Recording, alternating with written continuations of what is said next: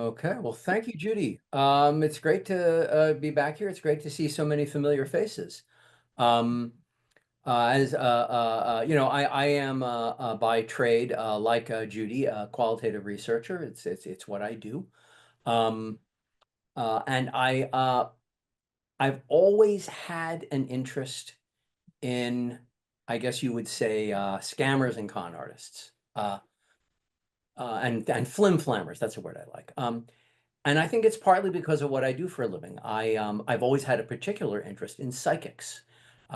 What they do feels to me to be some kind of related to what I do. You know, they use a technique called cold reading, but what that means is they talk to people, they get those people to tell them things so that they then use that knowledge to provide insight and advice. Um, my interest in this topic was heightened a number of years ago when I was flying home on a business trip from Las Vegas, and I found myself sitting next to this fellow. He's a pretty well-known British magician named Ian Rowland. He's quite a bit older now than he is in that picture. And among other things, he's been well known for most of his career for having a particular interest in debunking psychics. In fact, he's built a whole segment of his stage show around that. And when he found out what I did, we started talking about, what's called psychic cold reading and how, that does bear some relationship to the practice of qualitative research. And in fact, it turned out that Ian had written a book on the topic. Here we are. This is the book. And he gave me a copy of it. And I've always kicked myself ever since because I never asked him to sign it for me. But anyway, the idea of um, magicians focusing some of their energies on debunking psychics is not restricted just to Ian Rowland. He's hardly the only one. James Randi really made a point of that during his career. Ricky Jay, another late magician, did. Penn and Teller have always included that in their stage show. Harry Houdini himself was a pretty committed to this. And the amazing Kreskin, who was my father's client. My father was a CPA. Kreskin was his client. Anyway, all of them have, to some extent or other in their career, focused on this. Randi actually established something that was called the Randi Challenge. He established it in 1964, and it went until 2016 when he died. The prize got to be as high as $1 million, and it was for anybody who could demonstrate supernatural or paranormal abilities in a laboratory setting. Nobody ever won it. So my intentions for this presentation are twofold. One is I want to talk about and help you understand a little bit about what I think is an interesting and unique skill set. I want to spend some time talking about how this skill set might apply to both everyday life and professional life, whatever your professional life might look like. Um, I very much want to avoid getting into a conversation on whether psychic reading is real or on its benefits or charms. And this is not because I don't think that those are important conversations, but if we get into that, we'll never get out of it. Um, and similarly, I very much don't want to establish myself here as an expert. What I am is an interested and highly motivated layperson. In putting this presentation together, I consulted a broad array of sources, including magazine articles, online websites. Ian Rowland's book was definitely very helpful to me. I also had a number of conversations with people who have consulted psychics and with people who have worked as psychics. And also, to be totally transparent, I will tell you that this presentation today I view it as being a bit of a first draft. I've never shared this information with anybody before. I hope all of you will be kind, but also you'll be honest with your feedback because I really would love to know what you think about what I've shared with you today. Another thing I am interested in is why all of you are here. And if anybody would like to share a little bit about, their intentions for being on this, taking an hour plus out of your day to sit in on this, I'd love to hear from you. Anybody want to say something? Just write to me. Okay. I wonder if any of our people have gone to psychics. Is that okay to ask, Tom? Sure, absolutely. I don't see anybody fessing up. I can just move on. We can listen. We can also talk at this at the end if that seems to be a better option. So I'm just going to move on. Uh, in the interest of transparencies, there's a visual pun on this slide, by the way. I think that it's appropriate for me to tell you a little bit about my biases on this topic, because I definitely do have them. I certainly would not call myself fully objective on this issue. And I will tell you that I am a born skeptic. I'm told that sometimes people find this rather annoying about me. You probably find it hard to believe that I could ever be annoying, but trust me, I can be. Um, Mhm. I don't believe things without evidence. At least that's how I would like to think about myself. I like to consider myself to be an extremely disciplined and rigorous thinker, although I'm also well aware that none of us is as rational as or as objective as we would like to think we are. Um, Ever since I learned about it from Mr. Geoghegan, my high school chemistry teacher, I've always been partial to Aristotle's what's called his law of contradiction, which is that something can't be both true and untrue at the same time. Sometimes it's called the law of non-contradiction. You know, things are in my mind either true or they're not. And I think that it's important to be able to distinguish fact from opinion. So the idea that what's true for one person might not be true for another is an idea for which I don't really have a whole lot of sympathy. Although I'll acknowledge that it does depend on how you define true and the specific context.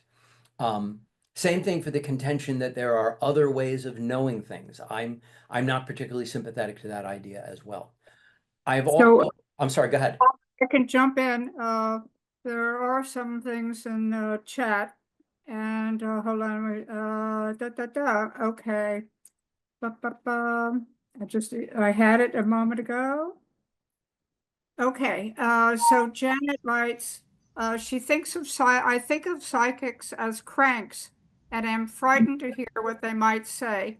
Although a palm reader in India did project that I would meet someone and marry them at most of the criteria of my future husband, and that I would have one child, which seemed impossible and radical at age 38, yet did end up happening. Does that count? Question, Rich. Tom. 100%, 100%. And okay, Malcolm, you wanted to say something? You have to unmute. Can you do that?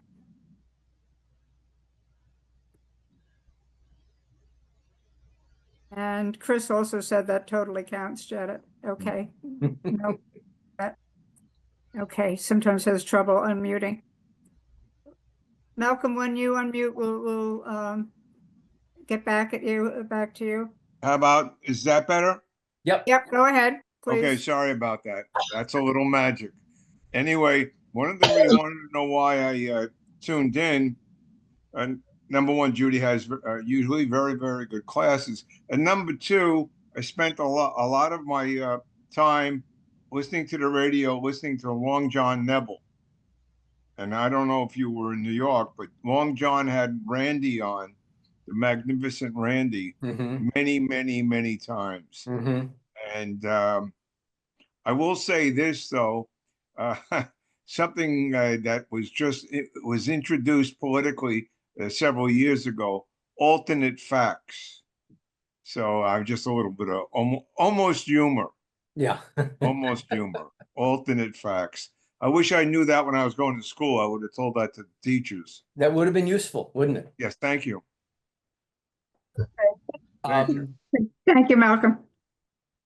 I'll get back to it. I'll say one more thing about this, you know, sort of where I stand on all this stuff, and that is that I've also long felt that adopting beliefs that are not supported with evidence is what I would call bad intellectual hygiene. I feel like if a person can believe one thing that's not supported by evidence, I think that that can become a habit that can be exploited by the unscrupulous. And while some might say that believing things without evidence can be harmless, I don't really buy that. I'll also just say one last thing about this, that first of all, somebody needs to mute themselves. Um, There are some people here who may be real believers in this, who have a really close relationship with this topic area. And it's not my intention to offend or anger or upset anybody, but it is also important, I think, for me to be clear and that you all understand the lens through which I see things. So let's all be friends. Let's get past statements of principle here. I'm going to spend a few slides just identifying and defining terms. And I think this is important because there really is an enormous range of terminology used to describe these techniques and the people who make use of them. And I think it's important that we all know what we are and what we're not talking about here. So when I think about how you would define psychic cold reading, I've got kind of a three-part definition. The first is, I would say, it's the act of predicting the future, or maybe reading minds, or somehow or other obtaining information that would be inaccessible by conventional means. I think you could similarly say that it's the demonstration of knowledge that one could not possibly have. And then you could also say that it's something apart from, or at least not explainable by science. Just as the definition of the field is, I think, somewhat up for debate and maybe a little hard to pin down, exactly what specific approaches should be classified under this rubric, I think, is also a little tricky.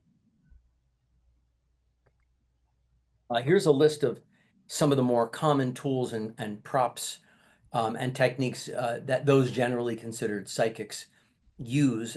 Some of these terms may be unfamiliar to you. Psychometry is the act of holding an object in your hand and just knowing things about it by feel. And tasseography is a fancy word for reading tea leaves. And there's also a lot of terms for the people who do this. This is by no means a complete list, but and I think part of the reason people adopt unusual terms is to set themselves apart, or maybe they feel like the term they've been using has a little too much baggage or something like that. But there are a lot of names by which people go to describe this line of work. I've also come to see that psychics are not monolithic. There are a lot of different types, different segments of psychics, particularly with respect to how they think about themselves or what their intentions are. There are those who genuinely believe in their own abilities, believe they have a supernatural gift, and they often view their work as a calling. Some focus less on supernatural claims and more on intuitive guidance, offering things like coaching and emotional support and general wisdom. There are some who lean towards holistic and spiritual healing, incorporating practice of things like Reiki and chakra balancing or guided meditation. And they often will see and describe themselves as something like energy workers. There are skeptics. There are individuals who may recognize that psychic phenomena lack scientific validation, but they do the work because they're seeing psychological benefit for their clients. There are just performers, showmen, those who see their work as entertainment, similar to stage magicians. In fact, some of them may actually think of themselves as that. And then there are what I will call the opportunists and the fraudsters. Some psychics, I think, really do exploit the vulnerable for financial gain. They use deception and fear to encourage repeat business and perhaps other things as well. So just while some do approach this line of work with sincerity and a sense of service, I think others may lean towards performance or even exploitation. Okay. Tom, can you hear me? I have a couple of questions at this point. Sure, go ahead. Okay. What is, I don't know if I'm pronouncing it correctly, scrying, S-C-R-Y-A-N-G, something, a term used, I think. Scrying, yes. Scrying is using a prop like a bowl of water or a mirror or a crystal ball or maybe even smoke and reading in or through that. Okay. Yeah, Janet says, okay. Oh, no, Laura said, I dance on that maybe line of possibilities. That's interesting. Okay, I'll just briefly tell you, years ago when I was living in LA, a friend said, "Oh, I have this great psychic. You have to come with me." And we went to her house. She looked very impoverished. It was sort of sad. So she was going to do my reading, and she said, "You have a sister." I said, "No, I don't. I actually have a younger brother." That's it. So she said, "You have a friend who's like a sister." That's a safe thing to say. Yeah. Yes, we So, are going to talk about exactly the kind of thing down the road. okay. Eleanor, you had a question. You want to jump in now Well, briefly? it isn't a question, it's an experience that I had many years, I'd say 20, 25 years ago. Also, a friend said to me, "You have to come to the psychic."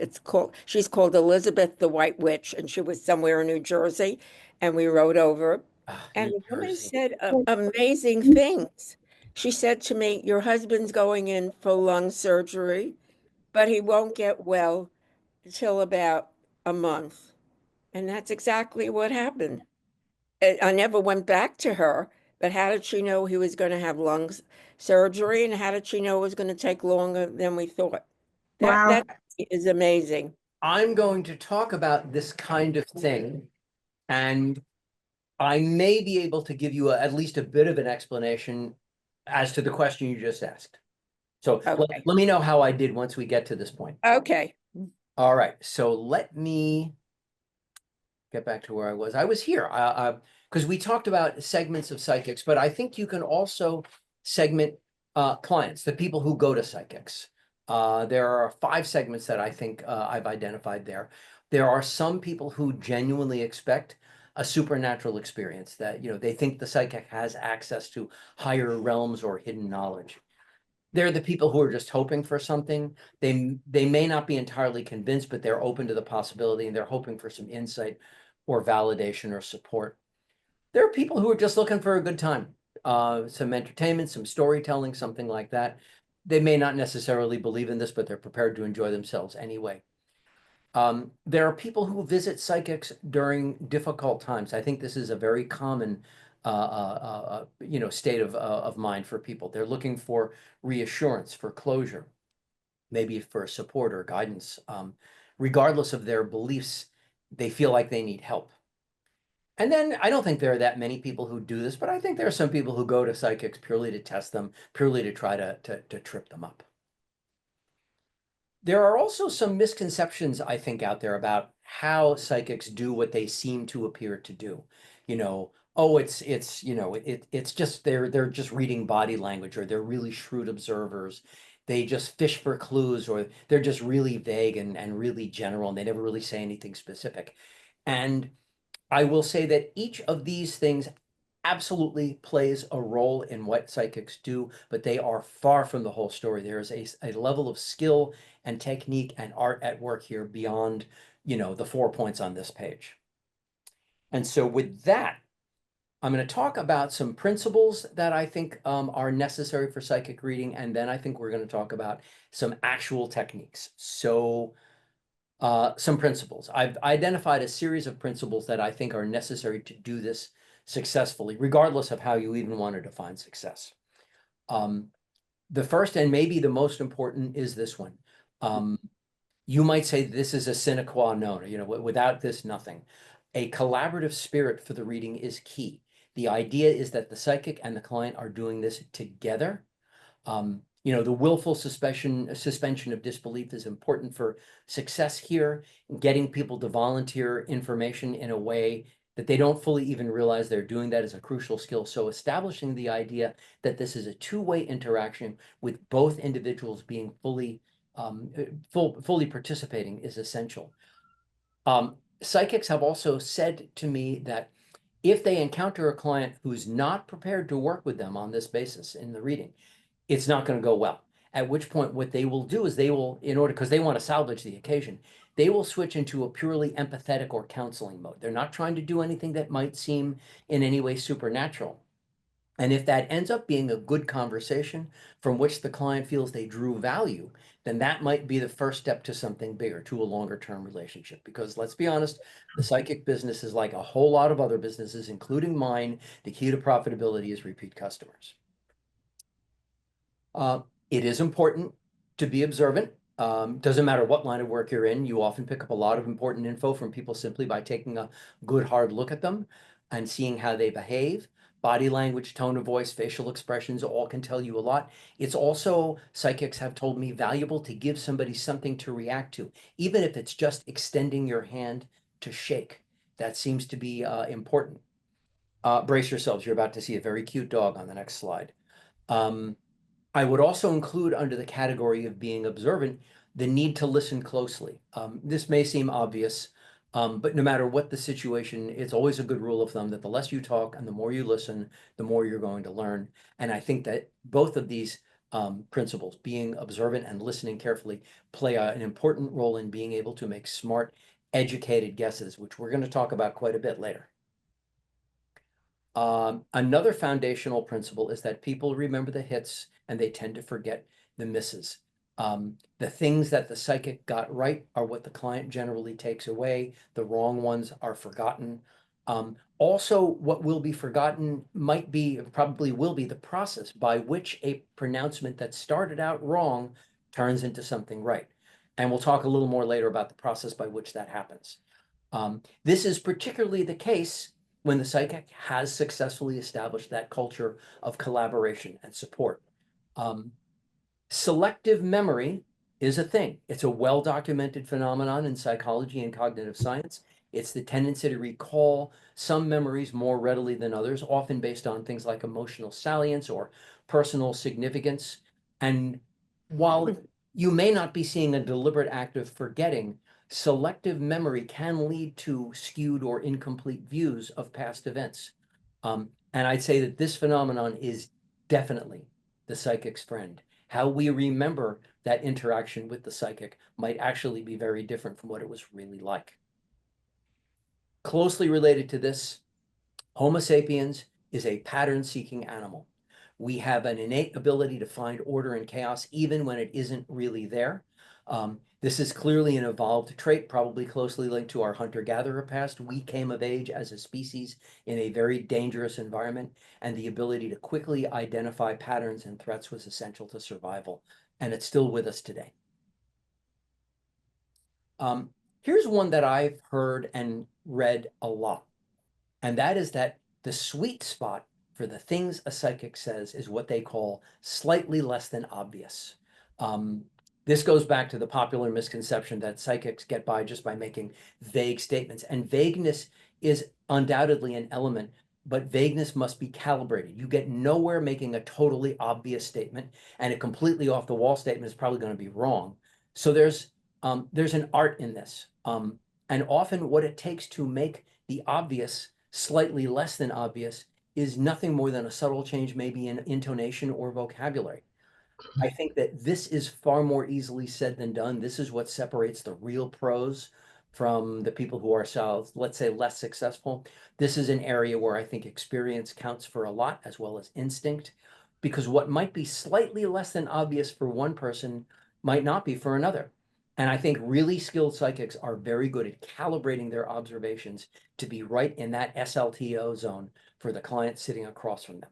We're going to talk about this more later. This also applies directly to many of the guessing techniques I'm going to talk about.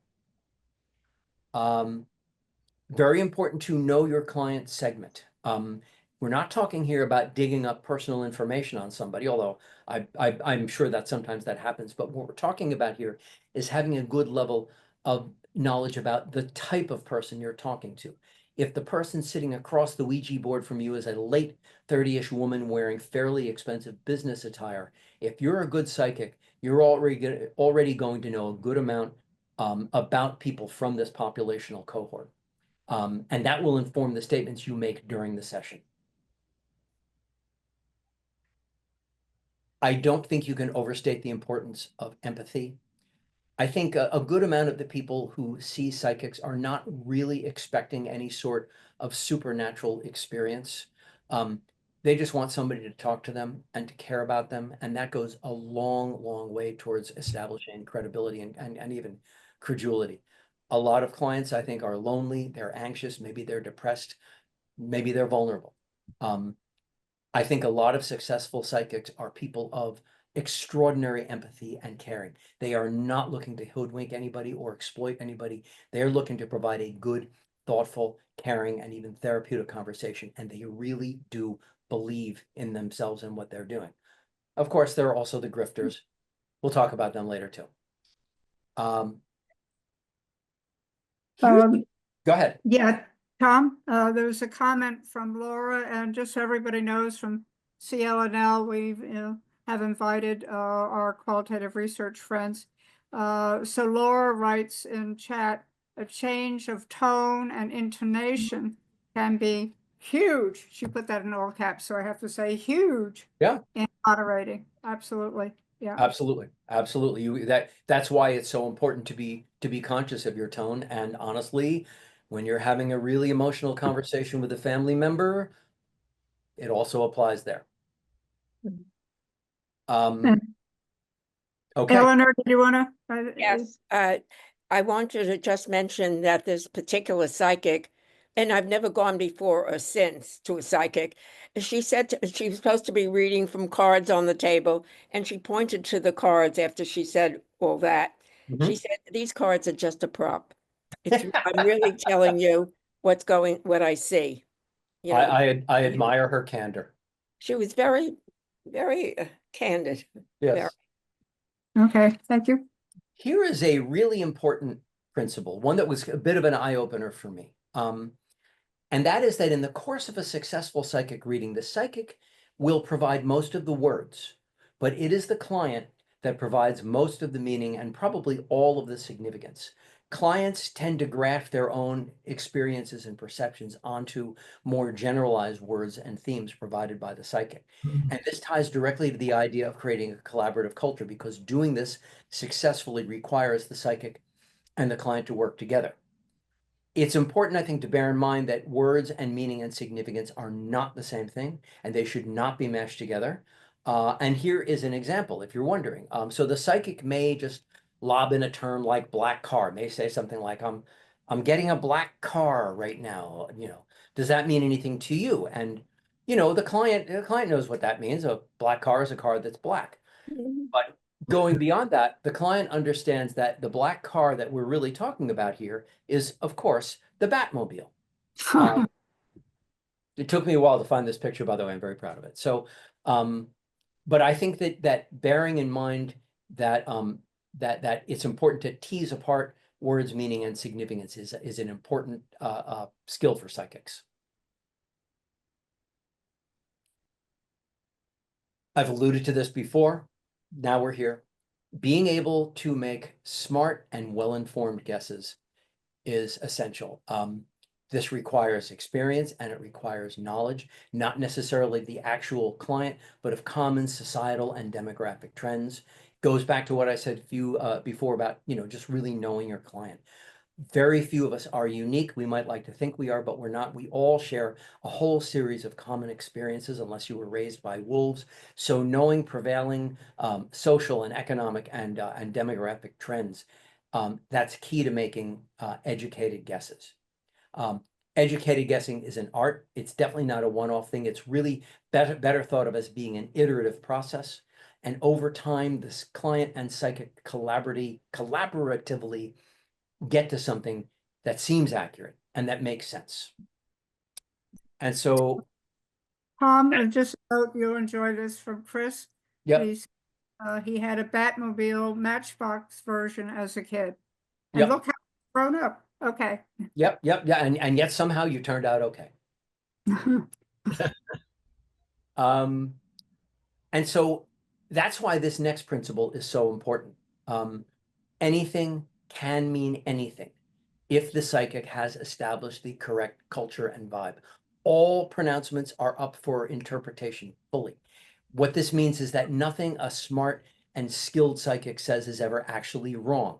It's just a work in progress, and we have yet to understand what it means and how it fits. Psychics generally start off with ambiguity, and the client helps them get to specificity, and they do it together. They really do.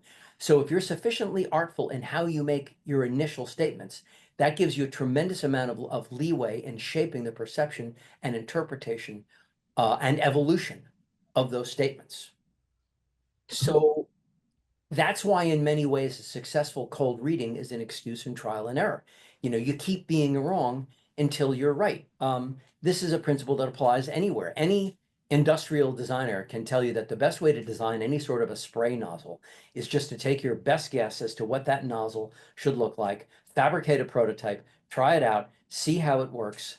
Based on how it did, you make 5 or 6 new prototypes, each of which changes one small thing, and you test those and you keep iterating and iterating until eventually you have a perfect nozzle, not one that was designed by any systematic process, but simply designed by trial and error. Very important principle. The idea is that you keep making incorrect guesses that are not perceived as wrong, but rather are seen as being waypoints on the path to success. So let's talk about actual cold readings and kind of how they're put together. Because it's kind of like a story with several chapters. And we'll start with, the setup, the meet and greet. There's two guys who really, really liked each other a lot. Um, this is where the psychic begins establishing all of the norms that are necessary to a fruitful interaction. We've talked about collaboration and things like that. Most psychics do seem to carve out time for getting acquainted. And we all, I think, know why this is a good idea. A lot of professionals, offer an initial free consultation. Lawyers, accountants, financial advisors, healthcare professionals. As a qualitative researcher, I certainly understand that. It's important to start any interview or focus group with a little bit of schmoozing and getting acquainted. And that slides very much into the next thing, which is establishing a culture that works, specifically with respect to interpretation of the psychic's pronouncements. So it has to be collaborative and supportive. Empathy is key, not being judgmental. A mindset of possibility is important. An intimate atmosphere might be necessary depending on the psychic. With some of them, that's kind of their style. So their mode of dress, their tone of voice, the decorating, the lighting, all the candles and incense and crystals and new agey music, all of them can create an intimate atmosphere. Some psychics don't do it like that. Some psychics like to establish a business-like atmosphere, and their place of business looks like an office, and that seems to work for them and their clients. So I found that very interesting to learn. Psychics tend to make a point of establishing bona fides, the bona fides of both them as well as what they're doing. It's well known that some sort of official looking certificate from some sort of official signing organization really can be significant. You find this in all walks of life. There are organizations out there that for $100 will certify you as a psychic. They'll give you a nice certificate at no extra charge. I didn't even do that. I made this certificate in PowerPoint. Took me less than 5 minutes. Props are also useful for establishing bona fides, having them in view. Just Eleanor, I believe you referenced tarot cards, a crystal ball sitting in the corner, something like that. So and what that does is that not only establishes the bona fides of the psychic, but also of the profession and of the practice. So that's why they may talk about the long history of tarot and Ouija boards and stuff like that. It also seems to be good practice for psychics to set themselves up for failure in a way that's productive. Particularly if it's a first meeting with a client. So they may say things like, I don't get it right all the time. I'm only human like you. Or they might say, and I particularly like this one, the information that comes to us might not make sense now, but it will later.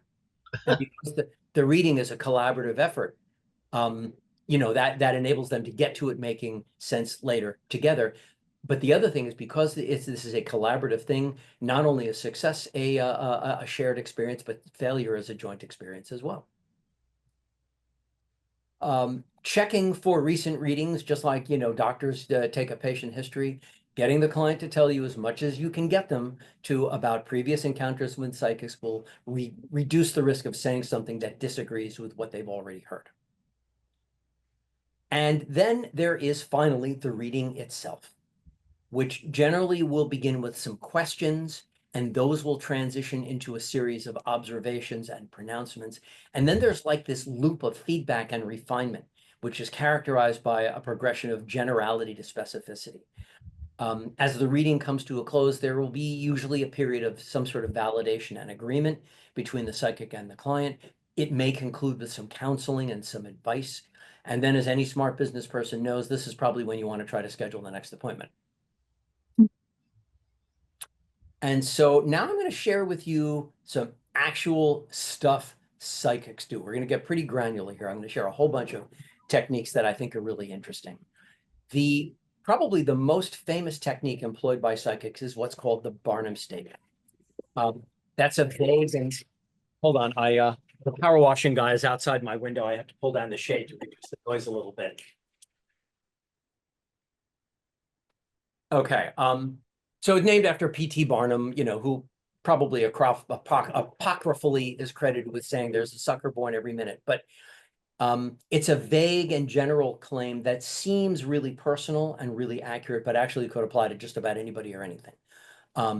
It leverages something that's called the Forer effect that any cognitive scientist can tell you about. It's also called subjective validation, where people tend to interpret ambiguous or generic statements as being uniquely meaningful to them. They make it about them, especially when the source is credible. So some examples of classic Barnum statements are, you have a strong need for people to like you. You're generally a private person, but you'll open up with the right people, things like that. An interesting thing about Barnum statements is just as they can seem really credible to those on the receiving end of them, those making them often see themselves as having just said something incredibly intuitive and brilliant as well. So we stop there for a moment and bring Laura in. She wanted to go ahead, Laura. Tom, I'm really enjoying this, and I had to notice that on your certificate that gives you credibility for this, you chose to be endorsed by P.T. Barnum. Yes. And so I'd love you to expand a little bit why you chose P.T. Barnum as your certifier. Because I'm just a shit stirrer at heart. Mhm. The other thing that you will notice is, hold on, let me go back, is my official looking certificate, the certifying organization, the certifying registry of actual psychics, those initials stand for crap. And I will also confess that my middle name is not Merlin. I noticed the April Fool's Day also is the Yes, date of the yes. certification. Yes. Yeah. There's all sorts of little Easter eggs in here. Yes, hello. And as someone who comes from the land of the Barnums and have been Just a minute, let me turn off this. indoctrinated perhaps more than the rest of you, I particularly appreciated that detail. So thank you. You are welcome. Here's another really widespread practice. Split personality statements. There's actually a number of names for this. This is my name for it. Sometimes these are called double-ended statements. Sometimes this is called the rainbow ruse. But what this is you credit somebody with a specific personality trait and its exact opposite at exactly the same moment. So you might say to somebody something like, I see you as being highly outgoing and really loving social situations, but I also get the feeling that sometimes you can be quite introverted. So you just said two completely opposite things, and so it's a can't lose situation. There are countless variations among these lines. You're an introvert and an extrovert. You're shy and confident. You're responsible and irresponsible. You're warm and aloof. We could go on forever. It's a common element in cold readings, and these are safe things to say because most personality traits are neither static nor quantifiable. Very few people are outgoing all the time or introverted all the time. We manifest all these tendencies from time to time according to the circumstances. So, like I said, the split personality statement is a can't miss technique. And one of the things that I think makes it so powerful is that it's a really great conversation starter. It doesn't reveal anything that's of particular use to the client, but it begins what could hopefully prove to be a good and fruitful discussion. Now, here's a little twist on that. Forking statements. And this does seem to be the common name that everybody uses for this. These are statements that fork. It describes a situation and a related situation. So it's structured that no matter which fork the listener takes in their perception of what the psychic just said, the psychic appears to be correct. Because you're suggesting a scenario that leads to two outcomes, both of which validate the original insight. So an example is something like, you've recently experienced a significant change in your life, or you're on the verge of one. So you just described two possible stages of a situation. If the client agrees with either side, and they almost certainly will, you just said something insightful. Here's another one. Never underestimate the value of flattery. But it does need to be nuanced flattery. You know, if you just say to somebody, ah, you are so honest, that's not flattery, that's blarney. You have to be, you know, more subtle in how you say that. So instead of saying, oh my God, you're so honest, you say, you have good values that you try to live up to. There are a number of characteristics that seem to be particularly good topics for subtle compliments and flattery. You know, honesty, being hardworking and diligent, being fair, being warm and loving. Two that Ian Rowland says he particularly likes, he says are total gold, is being streetwise and being a good friend. But these are likely to flatter the client in a subtle way. And so they're likely to win agreement. And again, that what they'll do is they'll start a conversation, and they'll take you to all sorts of interesting places where all of a sudden you can appear really insightful. Here's a very specific type of psychic credit, of flattery, psychic credit. So basically, these are character statements which credit the client with some sort of psychic or intuitive gift, or at least a receptivity to others who possess those gifts. It's important to remember that, again, you've got to be subtle in this type of flattery. So instead of saying something like, hey, you're a psychic too, you say something like, you seem particularly intuitive or empathic, or, you know, wow, you have amazing instincts, kind of like a sixth sense. Your radar is amazing. I think that this is a really important technique for establishing rapport and credibility. Here's kind of the opposite of this, what psychics call the sugar lump. And this is a specific technique for breaking through skeptical barriers. The idea being that a spoonful of sugar really can help the medicine go down. It's basically camouflaging criticism in an outer wrapping of phrase. And so it can be couched in terms of phrase that, you know, you seem like such a fair-minded or open-minded or receptive person, or things like that. You know, but you could be more so. So I wrote down, you know, something that a psychic said to me. She said, what I might say is, you seem so intelligent, and you could be smarter still, and maybe even a little more likable if you were only a little more open-minded. She said, that's gold. That is absolutely gold. That is a very powerful way of breaking through the barrier of skepticism. I don't think it works all the time, but it seems to be pretty reliable. Another technique, and this technique you can kind of layer on a lot of these other techniques, is just the whole idea of word salad. And let's face it, we all honestly do this. You bury a guess or a pronouncement or a bit of advice in a sea of specialized or obscure language. We all know how to use jargon to make things sound more credible. God knows we do it in my field. You know, so you might have a psychic, you know, say a mystic, who will say something like, you know, the influence of Aries suggests to me that you have a great capacity for working with people. And the conjunctions of your fifth house suggest you could be successful if you worked with people who really need care and counseling.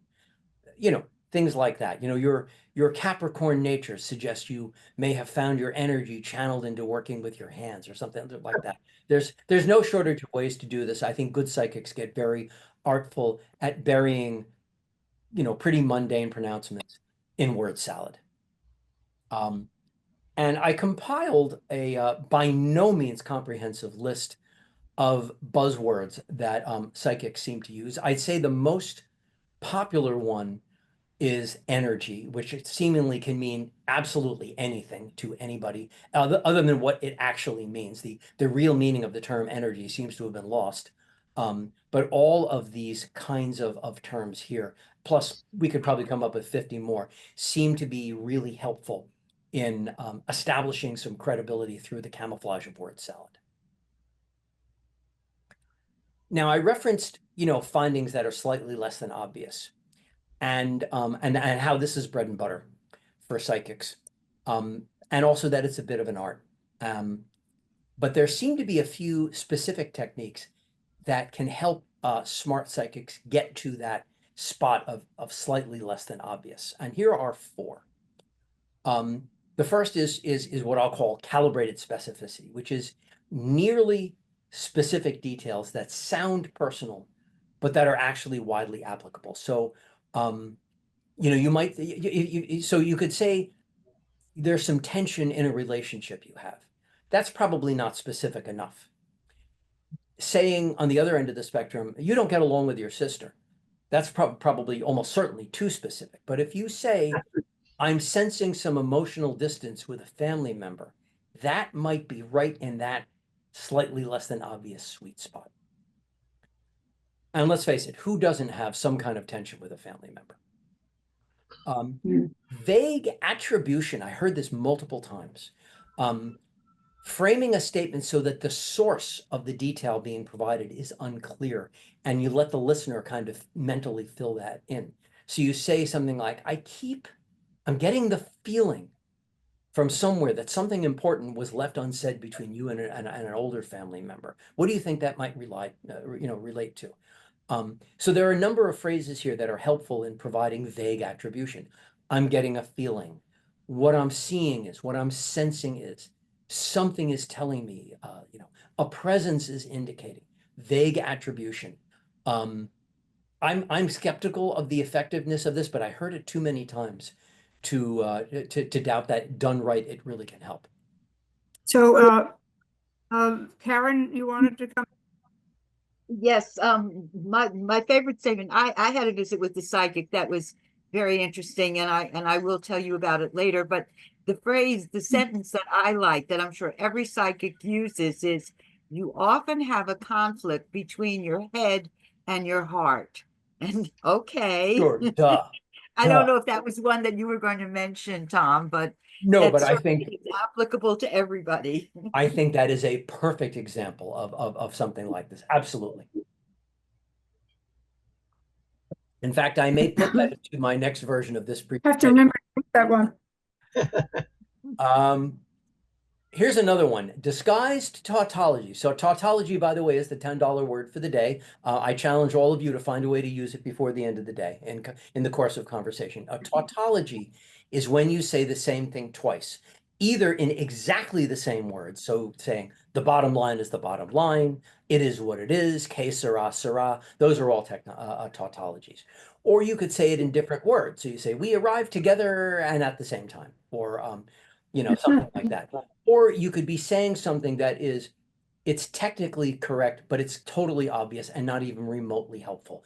Often, my wife will ask me when we're driving somewhere, do you know where we are? And I'll say, yes, we are somewhere in the Eastern United States, which is technically correct and thoroughly useless. Saying that, this room is so crowded because there's more people coming in than going out is a classic example of a tautology. So saying something that is logically obvious, but sounds insightful, particularly when you phrase it emotionally, can really help. So here's a couple of examples that I heard. The way you feel things relates to your emotions. Here's another one. Relationships are important to you because they mean a lot to you.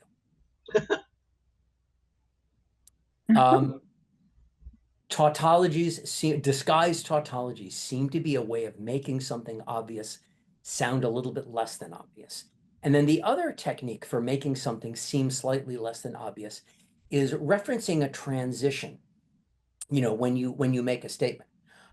So instead of saying something, like you and your spouse don't get along, you might say there's tension between you and your partner, and there's been some kind of a shift. So you just added the idea of transition to whatever it is that you just said. And that seems to make the obvious seem a little less obvious. Here's another one. This is sometimes called the greener grass statement. I like this one better, the two-road statement. These kinds of statements link to our regrets. Regret is a powerful emotion, one that really can be leveraged and exploited. It's based on the fact that, let's be honest, we all retain some interest in the options in life that we did not take. You know, you've always lived in an urban environment and you've wondered what it might have been like if you'd lived up in Vermont. You know, you never did go to graduate school. What might have been if you had? Right. The greener grass mindset is absolutely universal. There is not a single one of us who wouldn't find a way to identify with that. Seems to be psychic gold. There's the fuzzy fact. That's another term that I heard a lot. That's an apparently factual statement that is very likely to be accepted, but that also leaves so much scope to be developed into something more specific. So geography seems to be an important source of that kind of statement. So you might say, I'm seeing a connection with Europe, maybe Britain, or maybe the Mediterranean part. That's pretty much all of Europe, what you just said. And then you're specifying a very large, unspecific area, and the client helps you get down to specificity. Another one, if you're talking about sort of health or medical related, is you might say something like, I'm getting an indication of a problem around the chest area. This could be almost anything. And the client, if they're in the right frame of mind, will help you get to, something more specific like a lung problem or something like that. And this takes us right into the whole idea of guessing techniques. It's closely related to the idea of making statements that are less than obvious. Smart guessing. Guessing plays an important role in psychics, in what psychics do. The honest ones will all admit it.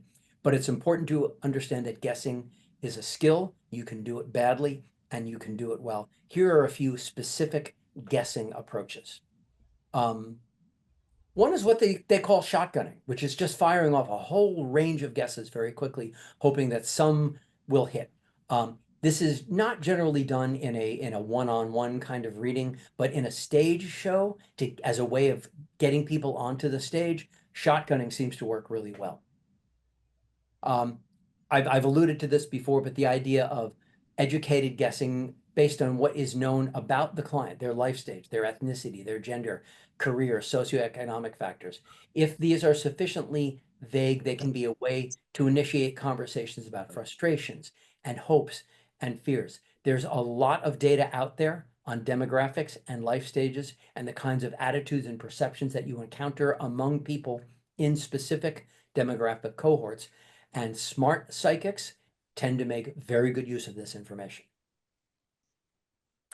There's also, I really like this one, there's the good chance guess. These are guesses that, while they may not seem obvious to you and me, actually are really likely to be correct. So something like a third of all houses have a 2 in the street number. But if you define address even more broadly, so maybe it's your current address and maybe it's your previous address and maybe it's your address and or the address of a family member, and maybe we're including the zip code and maybe even the phone number in the address, the possibility of there being a 2 is almost 100%. I'm getting someone with a name starting with M or J. This is something like 65% likely to be true.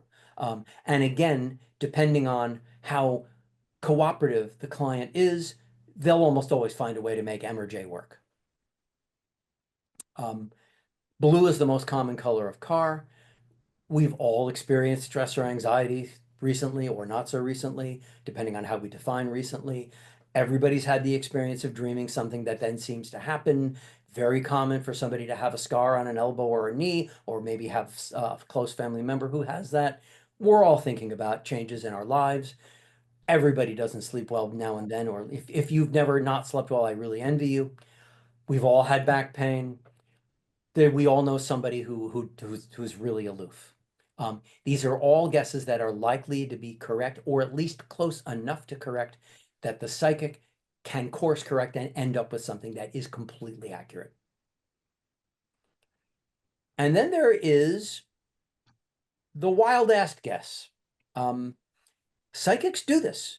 And while it's not based on any sort of prior knowledge, if it's vague enough to allow room for refinement and triangulation, it can be effective. If it's a hit, it's miraculous. If it's not, the client and the skeptic together can still find a way to get it to something that's true enough. Particularly effective if you've established rapport, by the way. As my qualitative research colleague, Kate Wagenlander, has observed, once you have established rapport, you can get away with murder. And I think this is no exception to that rule. And then there is finally the multi-part guess. This really leverages the principle that people remember the hits and they forget the misses. Remember that slide with the picture of Reggie Jackson? So you might say something like, I'm sensing a person who's close to you, who has an important date in August, and I'm getting a pair of glasses. I just described my mother. Any of these three things that are right will be remembered. The other two are likely to be forgotten. And now you're off to a good conversation and you get to meaningful things from that. I'm going to wrap up with just some thoughts that I've had about how one can apply this to one's personal or professional life. And I'm going to start out by talking about me. I'm a qualitative researcher, I'm a market researcher, and I've been doing a fair amount of thinking over the last couple of years about how some of these principles and techniques can apply to what I do, and I've even done some of this. So here are some possibilities for how I have been thinking about or actually applying some of these techniques to qualitative research. The first is the collaborative culture. And I have mixed feelings about this because it seems to me a qualitative conversation is not necessarily always collaborative. It might be warm, it might be supportive. We do have this thing in qualitative research we call universal positive regard, which is exactly what it sounds like. But I do think that there are situations where expressly and intentionally establishing a culture of collaboration can really help. Anything where you're trying to do things that are creative, generate ideas, refine ideas, things like that. Establishing a culture of collaboration can be helpful. Now, I don't think it's always applicable, but I think it really, at least occasionally, if not frequently, can be.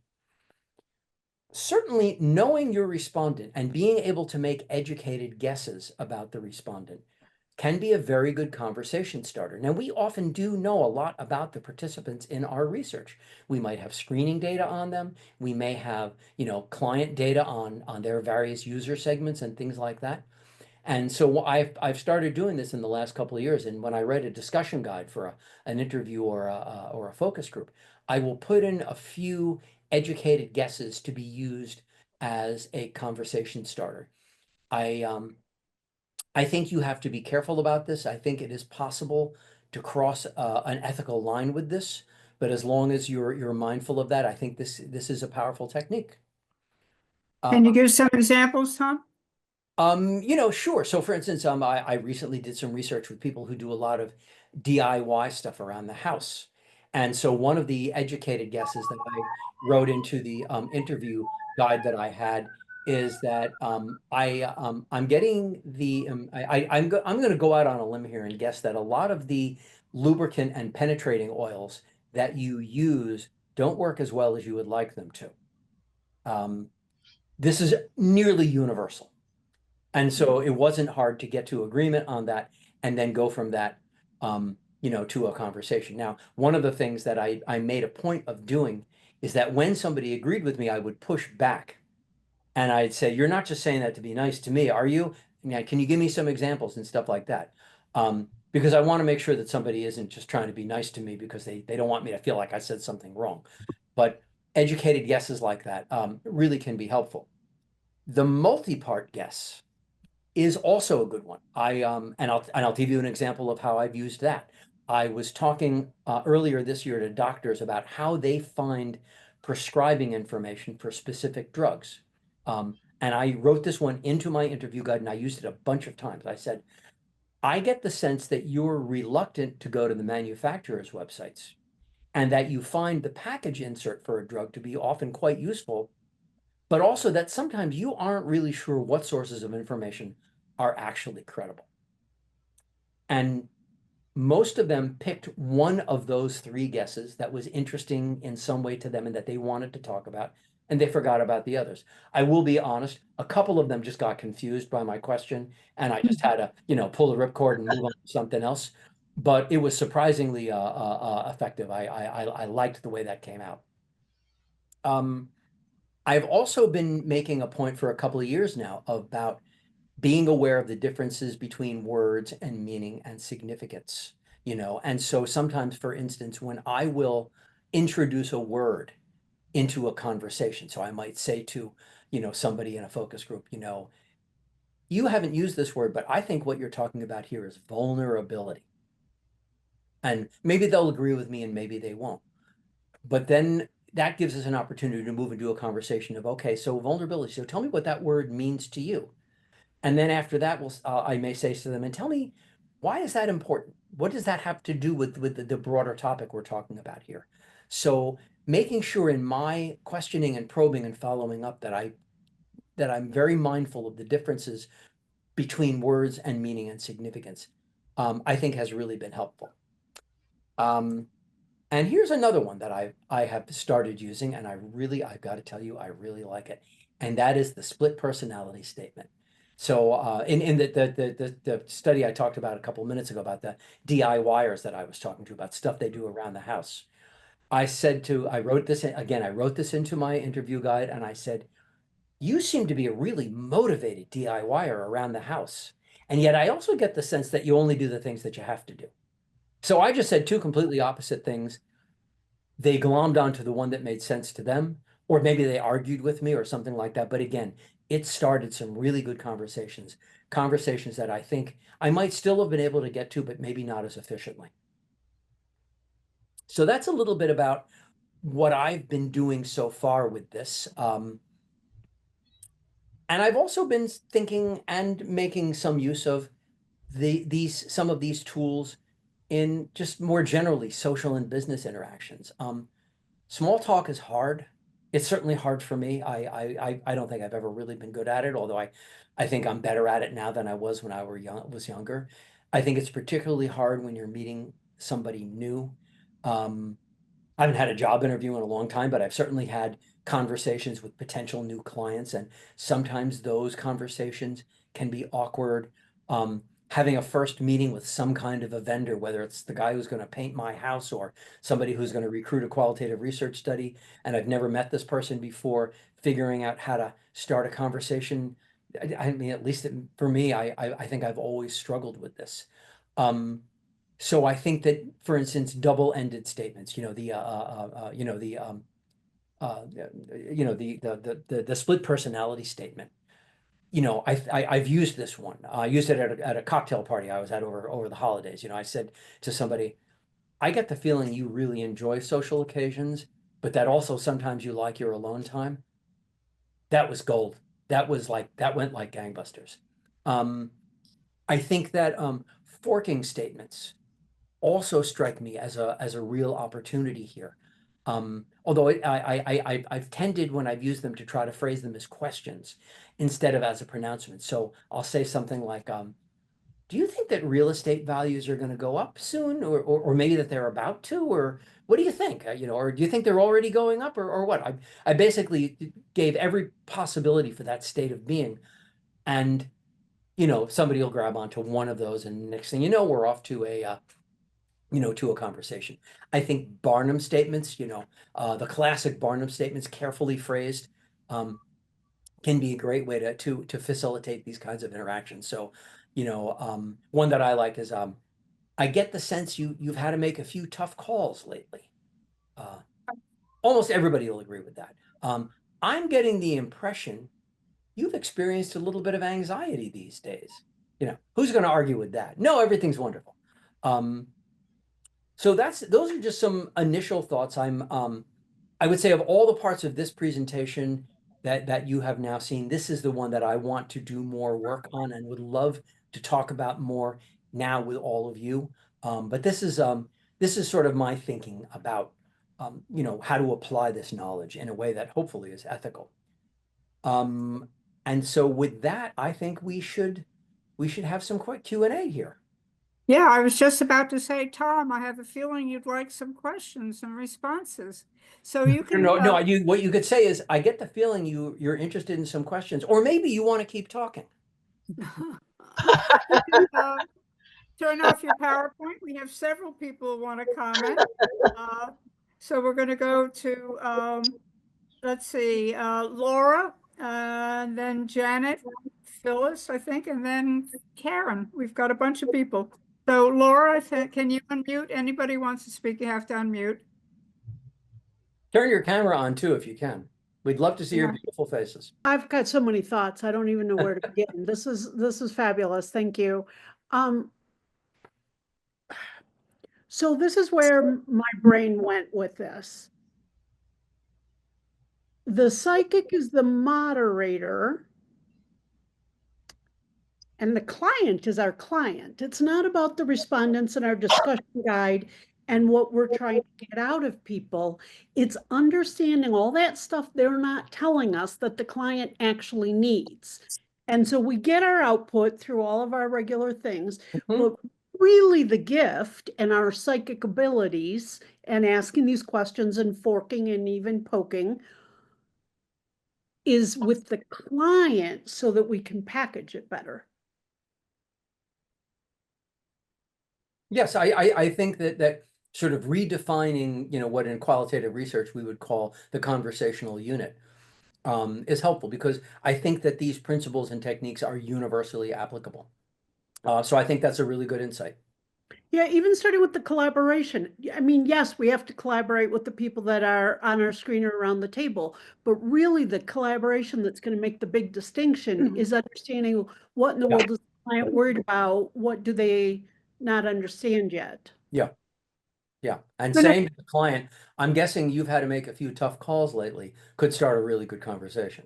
Thank you for letting us join today. This was so entertaining and thought-provoking. As always, Tom, you're amazing. I don't know how you put these things together and get your thinking so straight to inspire us. So thank you. That's flattery. Oh, there you go, Yeah. right there. Yeah, be a little more subtle next time. Tom is very easy to flatter when it comes to me. I always find him inspiring. But I do think you could add family conversations to your last slide, whether it's with spouse or children or but I won't go on and ask other questions. It's somebody else's turn. I've got many things I could say too. It's great. Okay, so first of all, I'm probably in the wrong church. I thought I was going to have a different subject going on here. One, I thought you were going to talk about sociopathic behaviors and how they can apply to help us, and then you narrowed it to psychics, which I found kind of interesting because I guess they are a prominent con artist, but I thought you were going to cover that topic from a broader perspective. That's one. Okay, two, how do you feel about coincidence when you say you're a non-believer, but when coincidence defies the odds? Yeah. Okay, so I want you to really address that. And the third one is, can anybody remember that fabulous book that came out from these two geniuses who taught at the University of Chicago? And it was about probability and how people judge things, but it really was like they were showing it was sort of ironic, like people, drunks who walk down the road, for instance, have a greater chance of being hit by a car than if they're driving. I mean, it came out about 20 years ago, but it was a brilliant book on what seems Phyllis, obvious. I'm going to jump in That's since it. we have That's only a it. little. We understand your That's it. question. That's it. Okay, thank you. Tom, any? Coincidence, really unlikely events, if you think about it, happen all the time. You pick up a deck of cards, you deal out the ace of diamonds, the two of hearts, and the seven of clubs. What are the chances that you could make that deal? I mean, it's 52, 1 in 52 times 1 in 52 times 1 in 52. It's an incredibly large number. So unusual things happen all the time. The other thing is there is a book. Yeah, I this actually is recommended it fascinating. in the presentation I gave to this group a few months ago on risk. It's called Innumeracy. And it is it is written by a fellow who's a retired math professor How'd it go? at Temple University. Yes. And it talks about how a lot of the things that we interpret as having been incredibly unlikely or coincidental are not nearly as unlikely or coincidental as we would like to think, if only we understood a little bit more about probability. So I highly recommend that book. I'm drawing a blank on the author's name. Paulos, John Allen Paulos, his name is. It's called Innumeracy. It's a wonderful book. It's a really easy, quick, fun read, and you will love it. Years ago, I went to a psychic. He was well known on Grove Street in the village. His name was Raymond Perot. And after hearing your talk, I can see how he utilized some of what you suggested, especially the letter J, which is kind of funny. I was married to a man his real first name was John, but everyone called him Fred. So when Raymond said, "Oh, and your ex-husband's name begins with a J," I said, "No, it doesn't. No, it doesn't." Because I wasn't thinking of a J. And then he said, "Oh, I'm getting a J." And then I said, "Oh, I think you're right." He said, "How long have you married?" I said, 10 years. And I just found that kind of funny. Interesting. Okay, great. Thank you for this. I was so afraid that I was going to come on and you were going to persuade us that all psychics were reliable. But That's next. Don't worry. I did once try to do a television expose. A woman came to us who had been badly taken by a so-called psychic. He got information from her and money and whatever. We tried to do an interview. I never was able to find a psychic who was willing to do an on-air interview, so never did the expose. But thank you for showing us the other part of it, the other side of it, which I was kind of blind to. But I want you to thank you, Tom, because everything you're saying is gold. You can use it for sales. You can use it for any kind of sales. Yeah. One of my jobs was, when I first started out, was selling beauty products. You can use it for that. You can use it for interviewing people, which I did also. And you can use it in public relations, which I did also. So everything you said was great. Judy, could you put all that he said, everything, in your newsletter? Is it possible? I don't think so, but we'll talk about what we can put in the Is there a newsletter. book that you've written that encompasses all this? Not that I have. No, you had to be here. Ian Rowland's book, which is called the Full Facts Book of Cold Reading. The Full Fact of a Cold Reading. Okay, Cold Reading thank you. by Rowland, Rowland. I will tell you in advance, it's a really good book in that it is chock full of fantastic information. Honestly, it's not very well written and it's very poorly organized, but there's gold in it. So yeah, you've given me an idea, Tom, which is I think you should write all our attempts to get more people to join CLNL. There you go. Okay. Well, I'm very glad my QRCA friends have come today, and of course, very happy to have our CLLers. And Tom, thank you. And again, you always give us terrific insights, so we really appreciate it. You know something, the opportunity to learn something and then teach it to somebody else is truly precious. So Judy, thank you. Most welcome. That was nuanced flattery, by the way, in case you were wondering. Seemed realistic to me. You see? Thanks, Tom, and we look forward to your being with us another time in the future. Much luck with everything. Okay, thank you.